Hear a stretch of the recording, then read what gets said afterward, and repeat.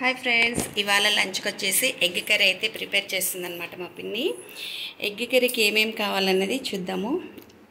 Eggs అయితే boil చేస్తుందన్నమాట. And ఉల్లిపాయలు వచ్చేసి ఫ్రై చేసింది. మసాలాకేమో చింతపండు పులుసు, జీలకర్ర, మెంతులు ఇవన్నమాట.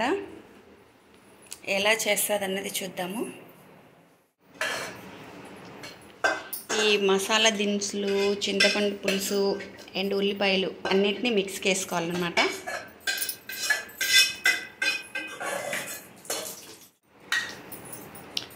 వీటన్నిటిని అయితే మిక్సీకి వేస్తుంది అన్నమాట. ఇప్పుడు వచ్చేసి తాలింపు వేసుకోవాలా. ఓకే, చూడండి మసాలా మొత్తం పట్టేసిందనమాట. ఎగ్స్ అయితే ఉడుకుతున్నాయి. ఇంకా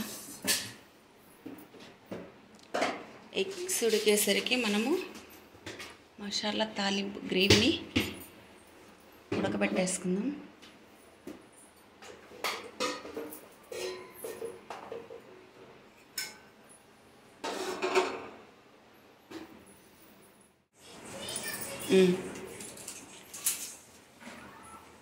తాలింపు వేసుకోవాలన్నమాట. ఇప్పుడు చూడండి, బిర్యానీ ఆకు, తాలింపు దినుసులు అన్నమాట.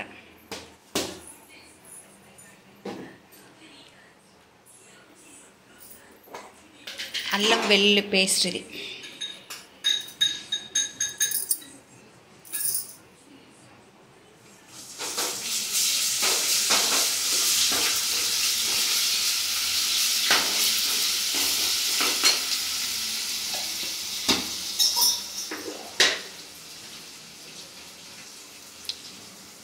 కొద్దిగా పసుపు.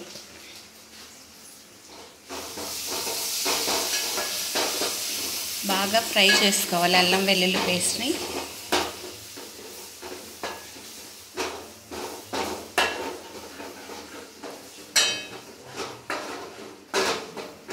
ఒక పక్కేమో గుడ్లు ఉడుకుతున్నాయి.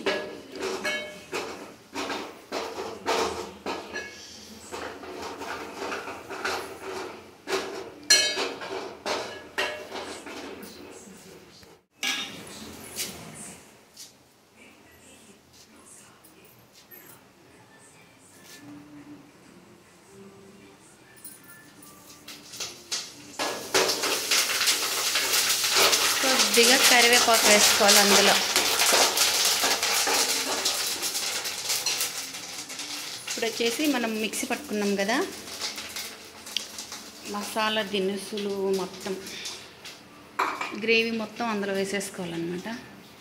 పేస్ట్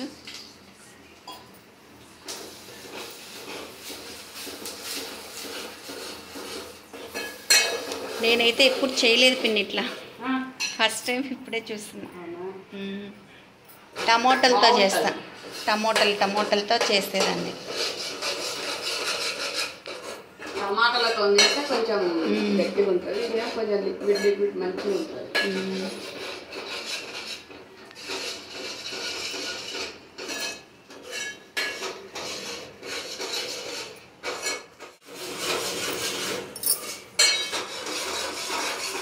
మాడకుండా కదా, మాడకుండా ఇలా కలుపుకోవాలన్నమాట. బాగా ఏగేదాకా.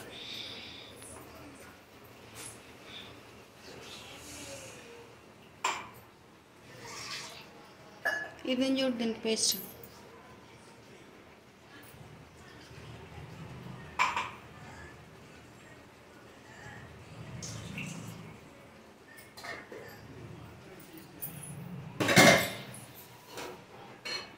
ఒక పక్క గ్రేవీ ఉడుకుతుంటుంది.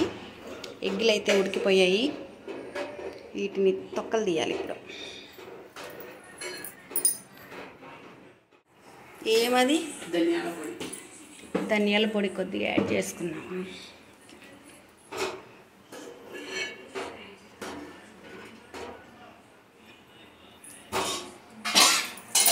ఆలుగడ్డల్లో కూడా వేస్తారంట కదా. ఏంది?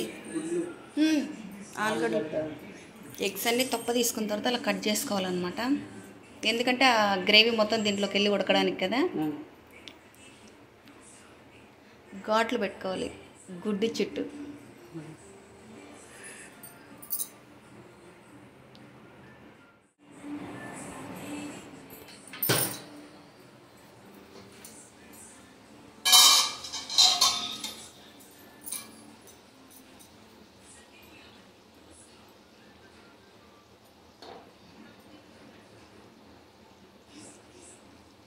స్మెల్ బాగా వస్తుంది పిన్ని.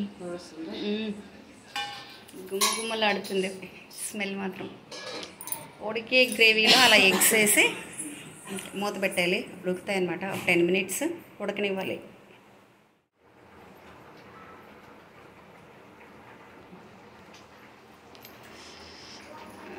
ఎగ్ కర్రీ బాగా ఉడికిపోతుంది అన్నమాట. ఇప్పుడు కొత్తిమీర గార్నిష్ చేస్తున్నారు. ఒక సైడ్ ఏమో అన్నం ఉడుకుతుంది. మా ఆఫ్టర్నూన్ లంచ్ అన్నమాట. Rice with egg curry. చాలా సింపుల్గా ఈజీ మెథడ్లో అయితే తయారు చేసిందనమాట మా పిన్ని. ఎగ్ కర్రీ అయితే రెడీ అయిపోయిందండి. ఇంకా దించేసుకోవడమే. చాలా సింపుల్ మెథడ్లో ఎగ్ కర్రీ తయారీ విధానం అన్నమాట.